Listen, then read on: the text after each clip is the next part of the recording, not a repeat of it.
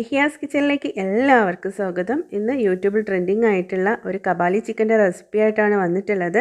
അപ്പോൾ നിങ്ങൾ വീഡിയോ ഒന്ന് സ്കിപ്പ് ചെയ്യാതെ കണ്ടു നോക്കുക. കാണുന്നതിനോടൊപ്പം തന്നെ ലൈക്ക് ചെയ്യാനും ഷെയർ ചെയ്യാനും സബ്സ്ക്രൈബ് ചെയ്യാനും കൂടി നിങ്ങൾ മറന്നു പോകരുത്. അപ്പോൾ നമ്മുടെ കബാലി ചിക്കൻ എങ്ങനെ ഉണ്ടാക്കുന്നതെന്ന് നോക്കാം.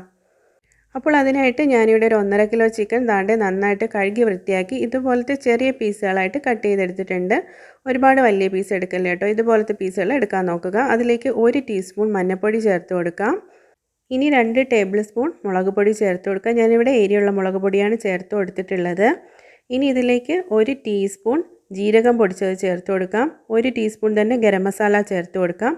ഇനി ഒരു 1.5 ടേബിൾ സ്പൂൺ ഇഞ്ചി വെളുത്തുള്ളി പേസ്റ്റ് ചേർത്ത് കൊടുക്കാം. 1 ടീസ്പൂൺ വറ്റൽമുളക് പൊടിച്ചത് ചേർത്ത് കൊടുക്കാം. പിന്നെ ഒരു 2 മുട്ട ചേർത്ത് കൊടുക്കുന്നുണ്ട്. നിങ്ങൾക്ക് മുട്ടയുടെ മഞ്ഞ വേണ്ടെങ്കിൽ അത് മാറ്റി കൊടുക്കാം. ഇനി ഇതിലേക്ക് ഒരു 1/4 കപ്പ് അരിപ്പൊടി ചേർത്ത് കൊടുക്കുന്നുണ്ട്. ഒരു 1/4 കപ്പിന് കോൺഫ്ലവറിൻ്റെ പൊടി എടുത്തിട്ടുണ്ട്, അതും കൂടെ ചേർത്ത് കൊടുത്തിട്ടുണ്ട്. ഇനി ഒരു 4 തണ്ട് കറിവേപ്പില ചേർത്ത് കൊടുക്കാം. ഫ്രഷ് ആയിട്ടുള്ള കറിവേപ്പിലയാണെങ്കിൽ കുറച്ചുകൂടി ടേസ്റ്റാണ്, അപ്പോൾ അങ്ങനെ തന്നെ ചെയ്യാൻ നോക്കുക. ഇനി ഇതിലേക്ക് നമുക്ക് ആവശ്യത്തിനുള്ള ഉപ്പും കൂടെ ചേർത്തിട്ട് നന്നായിട്ട് അങ്ങ് മിക്സ് ചെയ്ത് കൊടുക്കാം.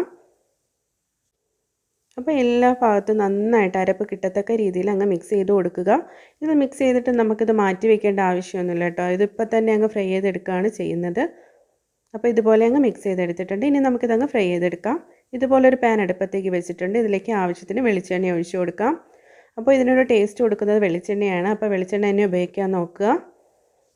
അപ്പോൾ എണ്ണ നന്നായിട്ട് ചൂടായി വരുന്ന സമയത്ത് നമുക്കിതിലേക്ക് ചിക്കൻ പീസുകൾ ഇട്ട് കൊടുക്കാം. ഞാനിവിടെ 2 പ്രാവശ്യമായിട്ടാണ് കേട്ടോ ഫ്രൈ ചെയ്തെടുക്കുന്നത്, ഒരുമിച്ച് ഇട്ട് കൊടുക്കുന്നില്ല. നമ്മൾ സാധാ ചിക്കൻ ഫ്രൈ എങ്ങനെയാണോ ചെയ്തെടുക്കുന്നത് ആ ഒരു രീതിയിൽ തന്നെ ഇത് ഫ്രൈ ചെയ്തെടുക്കണം.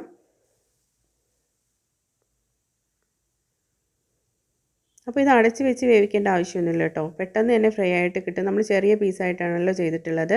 അപ്പോൾ ഇട്ടൊരു 2-3 മിനിറ്റ് കഴിയുമ്പോൾ തന്നെ നമുക്കിതുപോലെ അങ്ങ് തിരിച്ചിട്ട് കൊടുക്കാം. ഇതുപോലെ ഒരു 2-3 പ്രാവശ്യം ചെയ്തെടുക്കുമ്പോൾ നന്നായിട്ട് അങ്ങ് വെന്ത് കിട്ടും. നമ്മൾ സാധാ ചിക്കൻ ഫ്രൈ ചെയ്യില്ല, ആ ഒരു കളർ വരുമ്പോൾ നമുക്ക് എണ്ണയിൽ നിന്ന് കോരി മാറ്റാവുന്നതാണ്. അതിനുശേഷം ബാക്കിയിരിക്കുന്നത് നമുക്കിതുപോലെ തന്നെ അങ്ങ് ചെയ്തെടുക്കാം. കണ്ടതാണ്ട് നല്ലൊരു കളറായി വന്നിട്ടുണ്ട്. ഈ ഒരു സമയത്ത് നമുക്കിത് എണ്ണയിൽ നിന്ന് കോരി മാറ്റാം.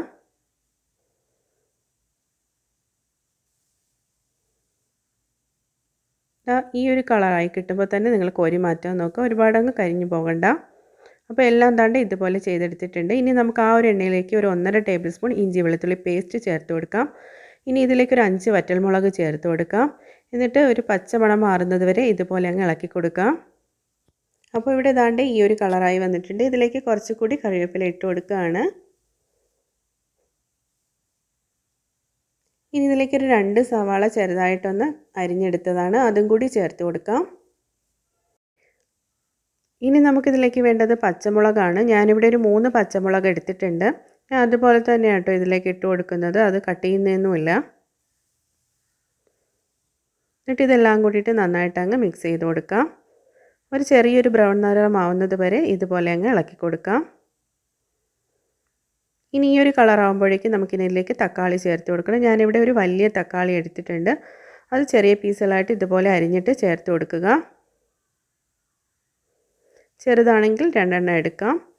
എന്നിട്ട് നല്ലതുപോലെ ഇതുപോലെ അങ്ങ് വഴറ്റി തക്കാളി നന്നായിട്ട് അങ്ങ് ഉടഞ്ഞ് കിട്ടണം. ഇനി ഇതിലേക്ക് നമുക്ക് കുറച്ചുകൂടി ഉപ്പ് ചേർത്ത് കൊടുക്കാം. അതൊക്കെ നിങ്ങളുടെ ആവശ്യത്തിനനുസരിച്ച് ചേർത്ത് കൊടുക്കുക. ഇനി ഇതിലേക്ക് 1 ടീസ്പൂൺ തന്നെ ജീരകം പൊടിച്ചതും 1 ടീസ്പൂൺ ഗരം മസാല ചേർത്ത് കൊടുക്കാം. ഇനി 1 ടീസ്പൂൺ വറ്റൽമുളക് പൊടിച്ചത്, 1 ടീസ്പൂൺ മഞ്ഞൾപ്പൊടി. ഇനി ഇതിലേക്ക് 1 ടീസ്പൂൺ കുരുമുളക് പൊടി ചേർത്ത് കൊടുക്കാം. 1 ടീസ്പൂൺ കാശ്മീരി ചില്ലി പൗഡർ ചേർത്ത് കൊടുക്കാം. ഇനി ഒരു 2.5 ടേബിൾ സ്പൂൺ കണക്കിന് ടൊമാറ്റോ സോസ് ചേർത്ത് കൊടുക്കുന്നുണ്ട്. എന്നിട്ട് ഇതെല്ലാം കൂടിയിട്ട് നന്നായിട്ട് അങ്ങ് മിക്സ് ചെയ്ത് കൊടുക്കുക. ഒരു 2 മിനിറ്റ് ഇതുപോലെ ചെയ്തതിന് ശേഷം നമുക്ക് എടുത്ത് വെച്ചിട്ടുള്ള ചിക്കൻ പീസുകളൊക്കെ ഇതിലേക്ക് ഇട്ട് കൊടുക്കാം. അപ്പോൾ ഞാൻ ചിക്കൻ പീസൊക്കെ ഇട്ടിട്ടുണ്ട്. ഇത് നന്നായിട്ട് തന്നെ ഒന്ന് ഇളക്കി യോജിപ്പിച്ച് കൊടുക്കുക. നമ്മൾ ചിക്കൻ ഇപ്പോൾ തന്നെ നന്നായിട്ടങ്ങ് വെന്ത് വന്നിട്ടുണ്ട്. അപ്പോൾ ചിക്കനിൽ നന്നായിട്ട് തന്നെ മസാല ഒന്ന് പിടിച്ച് കിട്ടാൻ വേണ്ടിയിട്ട് ഇതുപോലെ തന്നെ അങ്ങ് ഇളക്കി കൊടുക്കണം. എല്ലാ ഭാഗത്തും അതിൻ്റെ ഒരു ടേസ്റ്റ് എത്തണം. ഈ ഒരു സമയത്ത് നമുക്കിതിലേക്ക് കുറച്ച് മല്ലിയില ചേർത്ത് കൊടുക്കാം.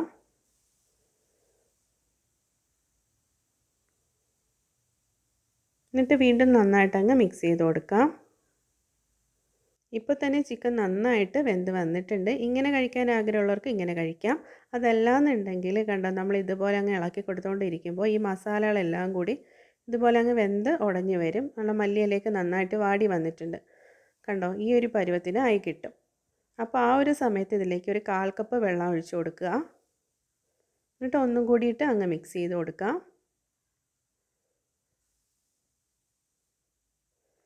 എന്നിട്ട് ഒരു 5 മിനിറ്റ് ഇതൊന്ന് അടച്ച് വെച്ച് വേവിച്ചെടുക്കാം. അപ്പോൾ നന്നായിട്ട് ഇതിലേക്ക് മസാലകൾ പിടിച്ച് കിട്ടും. അതല്ലാന്നുണ്ടെങ്കിൽ നേരത്തെ പറഞ്ഞതുപോലെ ആ ഒരു സമയത്ത് ഓഫ് ചെയ്ത് വെക്കാവുന്നതാണ് തീ. അപ്പോൾ കണ്ടോ, ഒരു 5 മിനിറ്റ് കഴിഞ്ഞിട്ടുണ്ട്. നന്നായിട്ട് ഇവിടെ റെഡിയായി കിട്ടിയിട്ടുണ്ട്. അപ്പോൾ നമ്മളെ കബാലി ചിക്കൻ്റെ അവിടെ നല്ല അടിപൊളിയായിട്ട് കിട്ടിയിട്ടുണ്ട്. അപ്പോൾ ഗ്രേവി ഇഷ്ടമുള്ളവർ ഇതുപോലെ അങ്ങ് ചെയ്തെടുത്താൽ മതി, നല്ലതുപോലെ അങ്ങ് കിട്ടും. അതല്ലാന്നുണ്ടെങ്കിൽ നേരത്തെ പറഞ്ഞ പോലെ ആ ഒരു സമയത്ത് തീ ഓഫ് ചെയ്ത് കൊടുത്താൽ മതി. എന്തായാലും നല്ല ടേസ്റ്റാണ്. 2 രീതിയിൽ കഴിക്കാനും നല്ലൊരു ടേസ്റ്റാണ്. അപ്പോൾ കണ്ടോ, ഇവിടെ റെഡിയായി വന്നിട്ടുണ്ട്. ഈ ഒരു സമയത്ത് നമുക്ക് തീ ഓഫ് ചെയ്ത് കൊടുക്കാം. അപ്പോൾ മറക്കാതെ തന്നെ നിങ്ങൾ ലൈക്ക് ചെയ്യാനും ഷെയർ ചെയ്യാനും സബ്സ്ക്രൈബ് ചെയ്യാനും കൂടി മറന്നു പോകരുത്. അപ്പോൾ അടുത്ത വീഡിയോ ആയിട്ട് വരുന്നത് വരേക്കും ഓക്കെ ബൈ.